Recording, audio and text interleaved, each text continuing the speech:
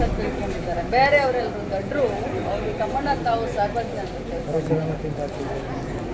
ಮುಂದೆ ಇದೆ ಕಥೆ. ಮೇಡಮ್, ಕರಾವಳಿ ಜಿಲ್ಲೆಯಲ್ಲಿ ನಾಡಿದ್ದು ಪ್ರತಿಭಟನೆಯನ್ನು ಆಗಿತ್ತು.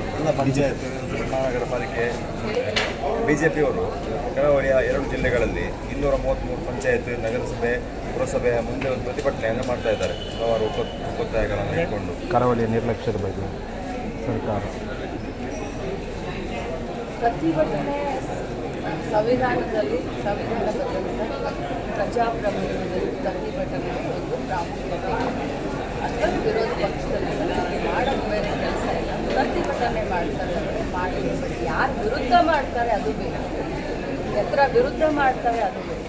GST ತರಲಿಕ್ಕೆ ಅವ್ರ ಕಡೆಯಿಂದ ಆಗಲಿಲ್ಲ, ರಾಜ್ಯಕ್ಕೆ ಪದೇ ಪದೇ ಅಭಿವೃದ್ಧಿಯಲ್ಲಿ ಕೇಂದ್ರ ಸರ್ಕಾರದ ದ್ವಂದ್ವ ನೀತಿಯಿಂದ ಅನ್ಯಾಯ ಆಗ್ತಾ ಇದೆ, ಇದು ವಿರುದ್ಧ ಪ್ರತಿಭಟನೆ ಮಾಡ್ತಾರ ಅಥವಾ ಅಸಮರ್ಥರಾದಂಥ ಏನು ಇಲ್ಲಿಂದ ಆರಿಸಿ ಚುನಾಯಿತರಾಗಿ ಹೋದಂಥ ಪಾರ್ಲಿಮೆಂಟ್ ಸದಸ್ಯರ ಅಸಮರ್ಥನೆಯ ಬಗ್ಗೆ ಪ್ರತಿಭಟನೆ ಮಾಡ್ತಾರೆ.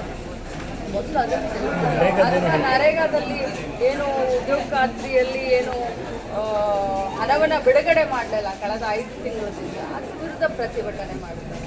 ಇದು ಬರೀ ಜನರ ದಿಕ್ಕನ್ನು ತಪ್ಪಿಸುವಂಥ ಒಂದು ಕೆಲಸವನ್ನು BJP ಇತ್ತೀಚೆಗೆ ಮಾಡ್ತಾ ಇದೆ. ಅವರ ಒಳ ಜಗಳಗಳು, ಅವರ ಪಕ್ಷದ ಆಂತರಿಕ ಕಚ್ಚಾಟವನ್ನು ಮುಚ್ಚಿ ಹಾಕಲಿಕ್ಕೆ, ಜನರ ದಿಕ್ಕನ್ನು ತಪ್ಪಿಸ್ಲಿಕ್ಕೆ ಇಂಥ ಡ್ರಾಮಾಬಾಜಿ ಮಾಡ್ತಾ ಇದೆ ಹೊರತಾಗಿ. ಯಾಕಂದರೆ BJPಯ ಕಾರ್ಯಕರ್ತರೇ ಬೇಸತ್ತು ಹೋಗಿದ್ದಾರೆ ಅವರ ಆಂತರಿಕ ಕಚ್ಚಾಟಕ್ಕೆ, ಅವರ ದಿಕ್ಕನ್ನು ತಪ್ಪಿಸ್ಲಿಕ್ಕೆ. ಅವರು ಹೋದಲ್ಲಿ ಬಂದಲ್ಲಿ BJP ಕಾರ್ಯಕರ್ತರು BJP ಲೀಡರ್ಗಳನ್ನ ಬೈತಾ ಇದ್ದಾರೆ.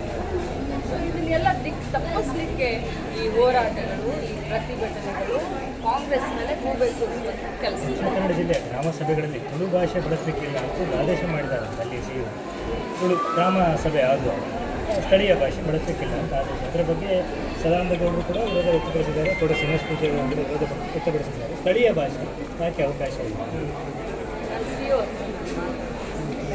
ಅವತ್ತು ಹಿರಿಯ ವಿರೋಧ ವ್ಯಕ್ತಪಡಿಸಿದ್ದಾರೆ. ಭಾಷಾ ವಿಚಾರ, ಅದನ್ನು ಸ್ಥಳೀಯ ಭಾಷೆಗಳು ಬಹಳಷ್ಟು ಸೂಕ್ಷ್ಮವಾಗಿ ನಾವು ಇವನ್ನ ಅವಲೋಕನೆ ಮಾಡಿ ಮಾತನಾಡಬೇಕಾಗ್ತದೆ. ನಾನು ಸಿಇಒ